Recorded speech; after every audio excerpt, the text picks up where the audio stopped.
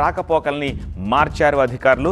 Remember, ఈ పునర్నిర్మాణ పనుల్లో భాగంగా 26 లిఫ్ట్లు, 32 ఎస్కలేటర్లు, ఫుట్ఓవర్ బ్రిడ్జ్లు, ఇంకా ప్లాట్ఫామ్లు చాలా కొత్తగా నిర్మించబోతున్నారు. 110 మీటర్ల వెడల్పు, 120 మీటర్ల పొడవుతోటి ఒక భారీ స్కై కాంకార్స్ నిర్మాణం కూడా రూపుదిద్దుకోబోతోంది.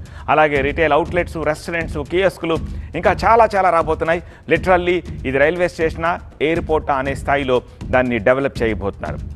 ఈ రైల్వే స్టేషన్ని అభివృద్ధి చేసే క్రమంలో ముందుగా 2, 3, 4, 5 ఈ 4 ప్లాట్ఫామ్ ఫేజుల వారీగా మూసేయబోతున్నారు. దాదాపు 100 రోజుల పాటు 3 నెలల కంటే పైనే ఈ పనులు నాన్ స్టాప్గా జరగబోతున్నాయి.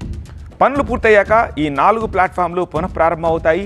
ఇక సికింద్రాబాద్ రైల్వే స్టేషన్కి రోజుకు 250 రైళ్ల రాకపోకలు సాగించేవి. వీటిలో కొన్ని రైళ్ల రాకపోకల్లో ఇప్పుడు మార్పులు అనివార్యమయ్యాయి బికాజ్ ఈ పనుల వల్ల.